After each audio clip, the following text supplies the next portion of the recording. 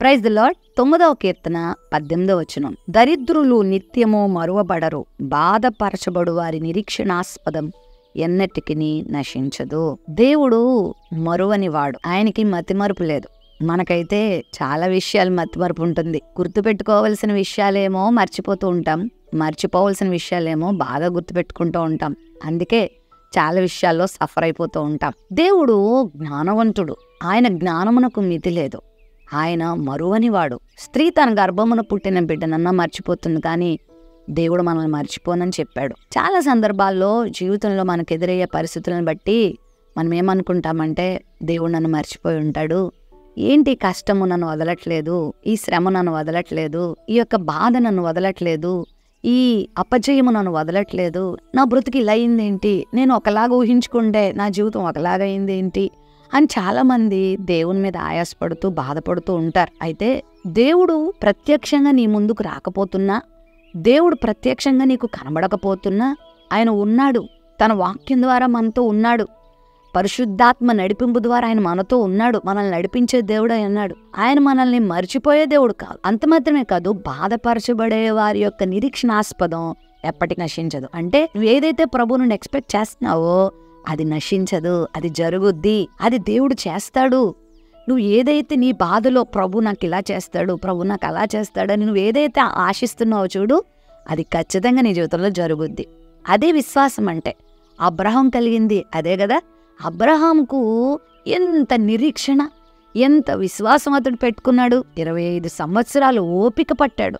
దేవుడు నా జీవితంలో ఇలా చేస్తాడు, నా సంతానాన్ని ఆకాశ నక్షత్రం వల్లే చేస్తాను అన్నాడు, ఇసుక రేణుల వల్లే చేస్తానన్నాడు, ఖచ్చితంగా చేస్తాడు అనేటువంటి నిరీక్షణాస్పదం ఆయనకుంది కాబట్టి అది ఆయన జీవితంలో చూడగలిగాడు. మరి ఈరోజు నీ జీవితంలో కూడా జరుగుతున్నది ఒకటి, నువ్వు దేవుని ఆశిస్తున్నది ఒకటి కదా. దీనికి దానికి ఏం సంబంధం లేనట్టు ఉంది కదా. కానీ నిరీక్షణ మాత్రం కలిగుండు, ఏమి కృంగిపోవద్దు, ఏమి బాధపడద్దు. ఈరోజు కన్నీరు కారుస్తున్న నువ్వు రేపు సంతోషించే రోజు రాబోతా ఉంది. అదే నీ నిరీక్షణ. నీ యొక్క ప్రతి బాష్ప బిందువును ఆయన తొడవబోతున్నాడు. ఈరోజు ప్రజలు నిన్ను చూసి అయ్యో పాపం అంటున్నారు కదా, అయ్యో ఏంటి వీళ్ళ స్థితి అంటున్నారేమో. ఒకవేళ నీ స్థితి చాలా అధ్వానంగా ఉందేమో, బాధాకరంగా ఉందేమో, ఒంటరితనంతో వేధించబడుతున్నావేమో, నాన్న వారే నేను వదిలిపెట్టేశారేమో, పట్టించుకోవాల్సిన తల్లిదండ్రులే ముఖం చాటేస్తున్నారా, నీ అన్నదమ్ములు అక్క చెల్లిండ్రు నువ్వెవరవో అన్నట్టు వదిలేశారా, ఒకవేళ నీ జీవితం ఎటూ కాకుండా అయిపోయినట్లుగా నువ్వు బాధపడుతున్నావా, అయితే దేవుని మీద ఆశ పెట్టుకో. దేవుడు నా స్థితిని మారుస్తాడు, దేవుడు నా గతిని మారుస్తాడు, దేవుడు నాకు మంచి స్థితిని ఇస్తాడు, మంచి రోజులు ఇస్తాడు అని నువ్వు దేవుని నిరీక్షణ పెట్టుకో. నిరీక్షణ పెట్టుకుంటే సరిపోదు, నువ్వు ఆయనను ఆశ్రయించాలి, నువ్వు ఆయనను వెంబడించాలి, నువ్వు ఆయనను ప్రార్థించాలి, ఆయనకు లోబడాలి, ఆయన వాక్యం దగ్గర నువ్వు తల వంచాలి. ఆయన చెప్పినట్లుగా నువ్వు చేసినప్పుడు నీ నిరీక్షణాస్పదం ఎప్పటికీ కూడా నశించదు. షూనేము పట్టణంలో గనురాలైన ఒక స్త్రీ ఉంది. ఆమె గొడ్రాలుగా జీవించింది. ఆస్తులున్నాయి, అంతస్తులున్నాయి, పలుకుబడి ఉంది, కానీ ఆమె జీవితంలో దుఃఖం ఉండిపోయింది. అందరూ అన్నారు, ఇంక నీ జీవితం ఇంతే, నీ భర్త ఏమో ముసలివాడైపోతున్నాడు, ఇంకా నీకు బిడ్డలు పుట్టే అవకాశం లేదు అని అందరూ ఆమెకు చెప్పి ఉండొచ్చు. ఇంకా ఆమె కూడా ఆశలన్నీ వదిలేసుకుంది. అలాంటి సమయంలో ఎలీషా దైవజనుణ్ణి ఆమె గౌరవించింది, ప్రేమించింది. అయ్యా నా ఇంట్లో మీరు ఉండండి అయ్యా, ఈ దారిలో మీరు వెళ్ళేటప్పుడు వచ్చేటప్పుడు ఇక్కడ మీరు చక్కగా రెస్ట్ తీసుకోండి అని తన ఇంటిలో స్థానం ఇచ్చింది.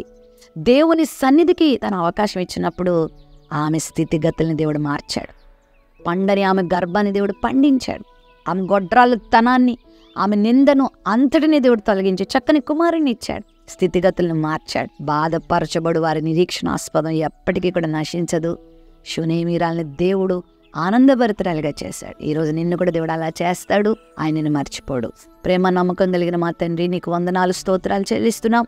నీ బిడ్డల జీవితంలో ఏదైతే నీ ఎడల వారు ఆశ కలిగి ఉన్నారో, నిరీక్షణ కలిగి ఉన్నారో, నా దేవుడు నన్ను ఈ స్థితిలోకి తీసుకొస్తాడని నమ్ముతున్నారో అది వారి జీవితంలో నెరవేర్చండి, అద్భుతాలు చేయండి. యేసు నామములో ప్రార్థిస్తున్నాం తండ్రి, ఆమెన్.